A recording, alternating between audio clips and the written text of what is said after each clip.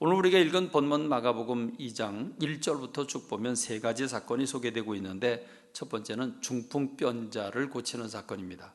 이 중풍병자가 자기 스스로 몸을 사용할 수 없으니까 그를 아끼던 친구들이 믿음을 가지고 4명의 친구들이 침상채 들고 와가지고 끈을 달아밀어 예수님, 지붕을 뜯고 예수님 앞에 내려놓습니다. 그러자 예수님이 그들의 믿음을 보시고 이렇게 얘기를 하십니다. 작은 자야, 내 죄가 사함을 받았느니라 그랬습니다. 그리고 중풍병에서 그는 일어나 기뻐 뛰고 걷게 됐습니다. 그러면 모두 박수치고 기뻐해야 되는데, 거기서 서기관, 하나님의 말씀을 맡은 서기관이 이렇게 말합니다. 신성모독이다 그럽니다. 그렇습니다. 오직 하나님만 죄를 사할 수 있는데 어디 감히 인간이 사람의 죄를 사한단 말인가? 예수님께서 인간의 죄를 사하시기 위해서 이 땅에 오셨다는 사실, 하나님의 아들이라고 한 사실을 새 시대가 열려졌고 세상이 바뀌어졌지만 그걸 전혀 깨닫지 못한 서기관은 예수님을 신성모독자로 정죄하게 됐습니다. 두 번째 사건은 예수님이 세관에 앉아있는 세리인 마태, 지금 보면 레위라고 하는 사람이 그 세관에서 일을 하고 있을 때 그를 제자로 부르십니다. 그가 예수님의 제자의 부르심에 응답을 하고 달려 나옵니다. 예수님이 제자가 그 제자가 된 기쁨에 너무 기뻐서 그는 잔치를 배설하고 예수님을 모십니다. 그리고 그 자리에 많은 세리들이 찾아왔고, 오늘 본문에 보면 죄인들이 왔다고 했습니다. 여기서 말하는 죄인은 창기나 세리 이런 사람들을 가리킵니다. 이들이 상을 가득히 채우니까 사람들이 그럽니다. 아니, 어떻게 예수님은 저런 죄인들과 함께 상을 같이 할 수 있지? 도저히 상상할 수 없는 일이 일어났다고, 말도 안 된다고 이렇게 얘기를 하고 있습니다. 그래서 예수님께서 나는 죄인을 위해서 이 땅에 왔고 환자들을 위해서 이 땅에 왔다고, 의사는 건강한 사람을 위해서 있지 않고 바로 이렇게 약한 병자들을 위해서 존재한다고 말씀해 주십니다. 그리고 세 번째 사건이 세례 요한의 제자들과 바리새인들은 금식을 하고 있습니다. 이들은 일주일에 이틀 금식을 합니다. 월요일과 목요일에 금식을 하죠. 대단한 사람들입니다. 우리는 일주일에 한 끼도 금식을 못하는데 일주일에 이틀씩 금식을 하니 이들의 신앙심은 대단한 거죠. 그러니까 사람들이 묻습니다. 예수님, 지금 세례 요한의 제자들과 바리새인들은 저렇게 금식을 하는데 당신의 제자들은 금식을 안 합니까? 그래서 예수님께서 이렇게 말씀을 하시죠. 잔치집에 손님들을 모시고 지금 신랑과 손님들이 가득 모여서 지금 잔치를 벌이고 있는데 무슨 금식을 하느냐? 그러나 신랑을 뺏길 때가 오는데 그때가 되면 금식할 거다 말씀을 하십니다. 여러분, 이 세 가지는 어찌하여, 왜, 말도 안 돼, 신성모독, 이렇게 예수님을 향해서 다 정죄를 하고 어찌하라고 한 질문을 하는 이유가 무엇입니까? 이들은 구약의 눈으로 예수님을 바라보고 있기 때문입니다. 구약의 잣대로, 구약이라고 하는 잣대, 율법이라고 하는 잣대, 그들의 경험이라고 하는 그들이 축적시켜 놓은 유전이라고 하는 잣대, 그들이 손조부터 지켜오던 전통이라고 하는 잣대, 그 잣대로 예수님을 바라보니 예수님은 못된 사람이었습니다. 죽일 놈이 되고 말았습니다. 여러분, 시대가 바뀌었는데 시대가 바뀐 것도 알지 못하고 옛날 자를 가져다가 대보니 그 잘못 나올 수밖에 없는 겁니다. 예수님은 이런 사람들에게 두 가지 비유를 알려주시죠. 하나는 생배 조각이고 하나는 새 포도주입니다. 자, 생배 조각을 떨어진 헌옷을 기우는데 생배 조각을 가져다가 깁는 사람이 어디 있냐? 없다. 아마 이걸 우리 젊은 사람들은 잘 이해를 못할 겁니다. 요즘 뭐 하도 천들이 좋아서 빨아도 줄지 않는 천도 있고 참 재질이 좋은데, 예전엔 주로 베옷들을 많이 입었죠. 이 베옷은 우리 조상들이 많이 입던 이 베옷은 많이 이제 빨고 또 빨고 그래서 헌옷이 됐어요. 그 이제 구멍난 망가진 그 부분을 새 생배 조각을 대면 어떤 일이 벌어집니까? 이게 더러워지면 다시 빨죠. 빨게 되면 베옷의 성질은 줄어듭니다. 빨면 줄어들죠. 줄어들 때 헌옷의 붙여놓은 새 조각들이 이게 줄어들면서 헌옷을 잡아당겨서 그래서 더 못쓰게 만드는 겁니다. 그러니까 생배 조각을 헌옷을 기우는데 대는 사람이 어디 있냐? 없다. 포도주도 마찬가지죠. 새 포도주를 담그는데 그해 농사를 짓고 포도를 따가지고 이제 포도주를 담그게 되는데 그걸 낡은 가죽 부대에 넣는 사람이 어디 있냐? 뭐 지금은 잘 이해가 안 되죠. 유리병에 넣으니까 또는 통나무에 넣으니까. 자, 그때는 가죽 부대에 넣었는데, 자, 낡은 가죽 부대에 넣으면 어떻게 됩니까?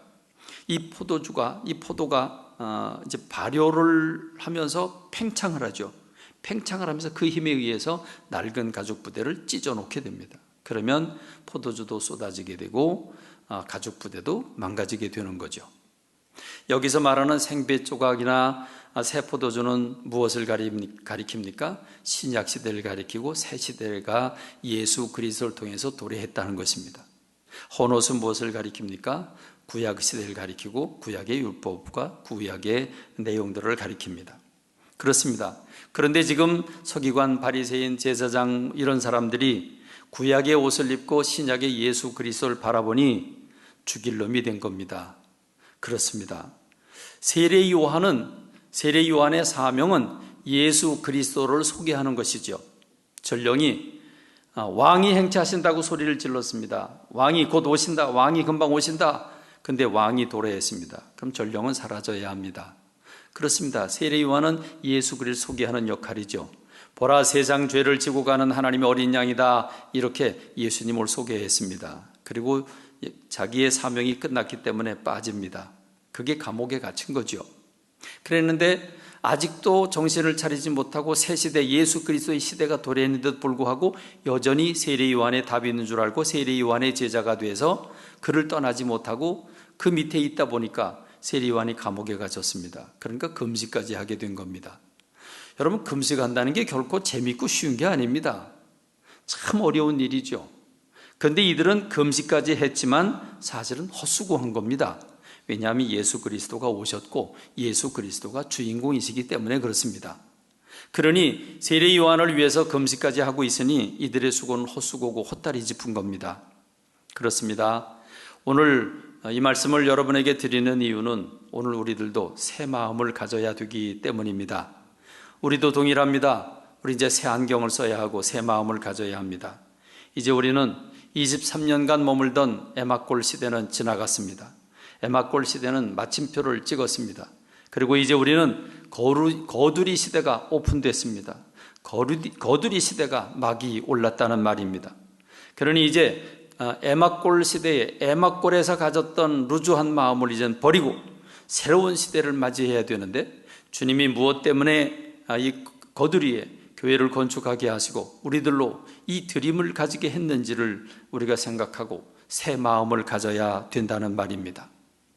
하나님 무엇 때문에 산이 변화의 평지가 되게 하시고 우리들로 하나님의 뜻을 깨닫고 교회를 건축하게 하셨는데 하나님이 원치 않으셨다면 우리 건물을 짓는 동안에 굉장히 어려움이 많았을 것이나 이렇게 하나님이 순탄하게 교회를 완공하게 하시고 모든 사람들, 춘천에 모든 사람들이 다 관심을 가지고 우리 교회를 지켜보며 와서 축하를 하게 된 동기가 무엇입니까? 하나님의 드림이, 하나님의 계획이, 하나님의 비전이 분명히 있는 줄로 믿습니다. 믿으십니까? 여러분, 다른 때보다 아멘 소리를 더 크게 해야 됩니다. 왜냐하면 여러분 마스크가 다 가로막고 있기 때문에 아멘 소리를 좀 더 크게 해야 합니다. 그렇습니다. 하나님께서 우리에게 거두리 시대를 가지게 한 이유가 무엇입니까? 우리들로 그 교회가 다 차지도 않았는데 이렇게 큰 성전을 허락해 주신 이유가 무엇입니까? 하나님이 그릇을 크게 해주셨다고 하는 것은 크게 채워주시겠다는 것을 의미합니다. 큰 비전을 가지라는 의미입니다. 그러므로 우리가 에마골에서 신앙생활하면서 가졌던 그 마음, 그 태도, 그 말들과 그 신앙생활의 형태를 바꿔야 된다는 말입니다. 이제 우리는 새 시대를 맞이했습니다. 거두리 새 시대를 맞이했는데 주님께서 이 새 시대에 주시는 새 마음을 오늘 저와 여러분들이 갖게 되기를 주님의 이름으로 축원합니다. 이걸 모르고 그저 옛날에 신앙생활하던 그 방법대로 그냥 그 식대로 그 방법대로 신앙생활하면 헛수고가 됩니다.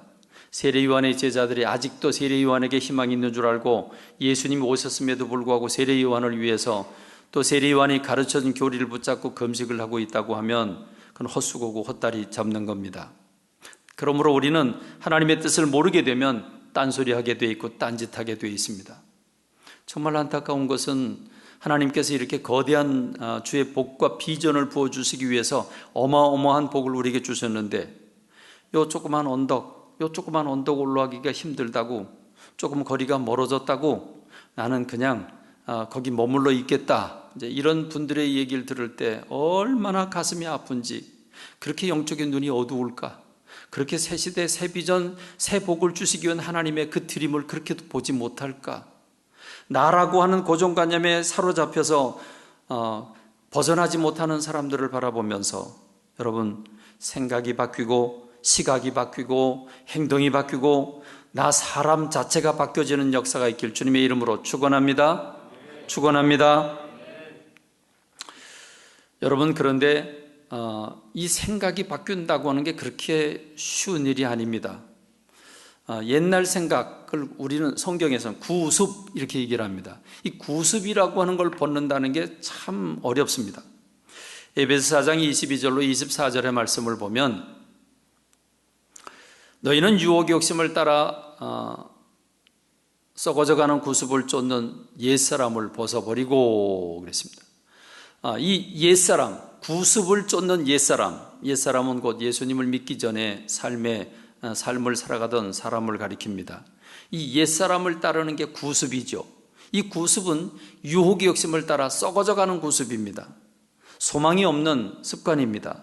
근데 이 구습이라고 하는 걸 어떻게 해야 옛사람을 벗어버리고 오직 너희의 심령이 새롭게 돼서 거룩한 새 옷을 입어라, 새 사람을 입어라, 이렇게 말씀하고 있는 겁니다. 그렇습니다. 우린 옛 것을 버려야 합니다. 썩어져가는 구습을 쫓는 옛 사람을 버리라고 했습니다. 못 버리는 게 오늘 우리의 문제입니다. 이 버리는 저와 여러분 되길 주님의 이름으로 축원합니다. 버리는 것을 뭐라고 말합니까? 버리는 그 대상, 그걸 우리는 쓰레기라 그럽니다. 쓰레기는 어디 버립니까? 쓰레기통에 버립니다. 쓰레기를 버릴 때 아까워가지고 쩔쩔매는 사람은 없습니다. 쓰레기는 아까워하지 않고 과감하게 버립니다. 오늘 저와 여러분들이 썩어져가는 구습, 루즈한 신앙생활의 모습, 옛날에 가졌던 이 루즈한 신앙생활의 태도들을 다 아낌없이 버리는 저와 여러분들이 되길 주님의 이름으로 축원합니다. 근데 여러분, 마음 바뀌기가 어디 그렇게 쉬운 일입니까? 해마다 새해가 되면 새 마음을 가집니다. 근데 여러분, 그게 며칠 가죠? 한 달 넘어갑니까? 안 넘어갑니까? 한 달 못 넘어가요. 그래서 옛사람이 작심삼일 그랬는데 참 잘 만들어 놨어요. 더 잘 만들어 놓은 건 뭐죠? 조석변이. 더 잘 만들어 놓은 건 뭐죠? 화장실 들어갈 때 마음과 나올 때 마음이 다르다. 여러분, 이게 며칠이 지나지 않아서 도로 무기돼 버리고 맙니다. 우리가 이건 의지가 약한 게 아닙니다. 나약하게 뭘 의지를 하고, 아닙니다. 하나님의 도우심에 우리가 주님 앞에 도움을 청구해야 되는 줄로 믿습니다. 성령님께 요청을 해야 합니다. 여러분, 이 성령님을 통해서 저와 여러분들이 새 마음을 갖게 되길 주님의 이름으로 축원합니다. 올해 새 마음을 내가 오늘부터 새 마음 가져야지, 그래야 도루묵이 되고 작심삼일이 됩니다. 성령님께서 도우셔야 우리 마음을 붙잡아 주시고 생각을 바꿔주셔야 되는 줄로 믿습니다. 여러분, 그러면 성령을 어떻게 받게 됩니까? 성령이 어떻게 우리 속에 임하게 되고 우리를 사로잡게 됩니까? 그 예가 사도행전 2장 1절로 4절에 나오는데 여러분 잘 아는 말씀이죠. 오순절날 120명의 문도가 다락방에 모여서 기도를 하게 되는데 그때 성령님이 어떻게 임합니까? 호련히 그랬습니다. 호련히 하늘로부터 급하고 강한 바람 같은 소리가 그들에게 있었는데 온 집에 가득했다. 그리고 불의 혀처럼 갈라지는 활활 타오르는 불덩어리가 각 사람 속에 들어가 그들이 성령을 받게 되니까 다른 언어들로 말하기 시작을 했다. 그리고 대문을 걸어 잠궜던 그들이 성령 충만함을 받고 길거리 뛰쳐나와 복음을 전하게 될 때 3,000명, 5,000명 회개하고 돌아오게 되었다 말씀하고 있습니다. 그렇습니다. 내 힘 갖고는 안 되지만 성령님 내 안에 오셔서 내 생각과 내 감정과 내 의지를 다스려 주실 때 비로소 가능한 줄로 믿습니다. 성령님을 갈망하고 성령님이 호련히 신비롭게 우리에게 임하는, 물리적으로 임하는 게 아니라 정말 신비롭게 임하는 성령님의 역사를 경험하는 저와 여러분 되길 주님의 이름으로 축원합니다. 축원합니다. 축원합니다. 그게 사는 길입니다. 이렇게 성령의 임재를 경험한 사람들은 어떤 결과를 가져오게 되었습니까? 사도행전 2장 43절로 47절의 말씀을 보니까 사람마다 두려워하는데 사도들로 말미암아 기사와 표적이 많이 나타나니 믿는 사람이 다 함께 있어서 모든 물건을 서로 통용했다. 자기 재산과 소유를 팔아서 각 사람의 필요를 따라 나눠줬다. 상상할 수 없는 시대가 도래한 겁니다. 그러므로 성령을 받아서 변화를 받을 때, 성령이 내 속에 오셔서 나를 변화시켜 주실 때 이런 삶의 변화가 있게 되는 줄로 믿습니다. 그러므로 성령님을 받아야 합니다. 그런데 여러분, 이 성령님을 저는 이 사도행전 읽으면서 사도행전 2장 1절로 4절에서 성령이 임하는 사건이 소개되고 있고, 사도행전 2장 43절로 47절 끝부분에서 이렇게 달라졌다고 하는 걸 얘기하고 있는데, 그 중간에 그들을 변화시키는 촉매제가 있습니다. 그 촉매제가 바로 우리 2021년을 우리 새 거두리 시대를 살아가면서 새로운 비전으로 삼아야 할 성경 규절이 거기 숨어져 있습니다. 성령 충만 받은 사람들이 열매를 맺을 때 중간에서 촉매 역할을 할 그것이 무엇일까? 사도행전 2장 42절입니다. 여러분, 이 42절 잘 아시죠? 그들이 사도의 가르침을 받아 서로 교제하고 떡을 떼며 오로지 기도하기를 힘썼다. 너무도 잘 아는 규절인데, 저는 이제 우리 거두리 새 시대를 살아가면서 2021년은 새로워지는 교회가 되기를 원하는데, 새로워지는 교회의 핵심은 사도의 가르침을 받는 겁니다. 그런데 여러분, 사도가 뭘 가르치는 자격이 있습니까? 가르칠 자격이 없었죠. 베드로는 예수님 모른다고 3번 부인했고, 가룟 유다는 예수님 팔아먹고 자살했고, 여러분, 그 예수님 제자들은 예수님 팽개치고 도망갔고, 빌립은 벌거벗고 도망갔습니다. 제자들이 예수님이 십자가 지시는 것도 몰랐고, 그걸 모르고 서로 누가 왕이 되냐고 쌈박질했습니다. 예수님이 부활하신다고 하는 말씀을 여러 차례 해줬지만 전혀 기대조차 하지 않았습니다. 그들이 누굴 가르친단 말입니까? 가르칠 자격도 없고 가르쳐서도 안 되는 거죠.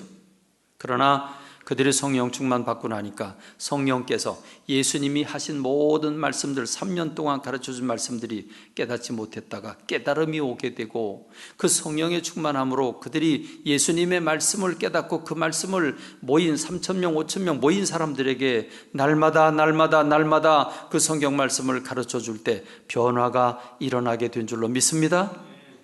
여러분, 이게 중요합니다. 교회는 말씀이 살아야 합니다.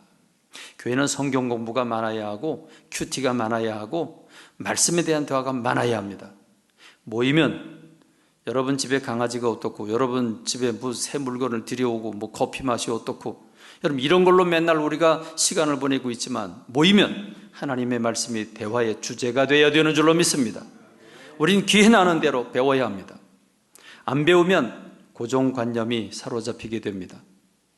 오늘 우리의 문제가 무엇입니까? 예수님 믿고 10년, 20년, 30년, 40년 지나는데 나름대로 내가 믿는 삶의 방식이 다 고정이 돼가지고 그걸 벗어날 줄 모릅니다. 근데 이걸 깨우쳐 줄 사람이 없습니다. 이걸 깨우쳐 줄 건 사람이 아닙니다. 말씀입니다. 말씀이 우리 속에 들어와 날마다 우리를 찔러대야 합니다. 그래야 우리가 깨닫고 돌아서게 됩니다. 그런데 성경 공부하지 않고 말씀을 대하지 않고 말씀을 멀리하고 주일날 한번 겨우 성경 말씀, 하나님의 말씀 받으면서 돌아가면 생명 유지만 하는 거지, 죽지 못해서 꼴딱꼴딱 지금 생명만 유지하고 있는 거지 건강한 삶이 못 되는 겁니다. 그래서 저는 2021년 우리 교회는 이 거두리 그 새 시대를 맞으면서 우리 교회는 배우는 교회가 되길 간절히 소원합니다. 왜 그렇습니까? 하나님의 말씀이 히브리서 4장 12절에 보면 하나님의 말씀은 살아있기 때문에 그렇습니다. 하나님의 말씀은 활력이 있다고 그랬습니다. 살아있어서 활동하는 능력이 있습니다. 하나님의 말씀이 살아서 내 속에 들어와 나에게 들어오면 어떤 일이 벌어집니까? 좌우에 날선 어떤 검보다도 예리하여 혼을 찔러 쪼개고 영을 찔러 쪼개고 관절과 골수를 찔러 쪼개기까지 한다. 마음의 생각과 뜻을 판단한다 했습니다. 이게 무슨 말입니까? 우리의 혼, 세상에서 배운 상식을 가지고 살아가고 있고 육신의 생각과 감정과 판단 가지고 살아가는 혼적인 생각, 이 혼적인 생각을 찔러서 쪼갠다는 말입니다. 내 영, 타락한 내 영이 성령님께서 이 말씀이 들어올 때 이 말씀을, 살아있는 말씀이 내 영혼을 찔러 쪼개서 나로 하여금 살려준다는 말입니다. 그러므로 나를 자극하는 말씀이 매일매일 들어와야 합니다. 매일 하나님의 말씀에 묵상되어져야 하고 매일 읽어져야 하고 매일 암송되고 매일 그 말씀을 배우고 또 배우고 또 배우고 우린 주님 나라에 갈 때까지 배워야 합니다. 그런데 이제 집사님 때는 열심히 배우는데 권사님 되면 그거 다 아는 건데 뭐 장로님쯤 되면 이제 배우는 게 아니라 우리가 가르쳐야지. 그리고 더 이상 배우지 않으면 죽습니다. 못 배우면 죽습니다. 목사도 마찬가지입니다. 끊임없이 주님 오실 날까지 우리는 자라나야 되는데 말씀이 날마다 우리 속에 살아 역사해야 되는 줄로 믿습니다. 그러므로 우리 교회가 배우는 교회가 되길 간절히 소원합니다. 두 번째는 서로 교제하며 떡을 떼며 그랬습니다.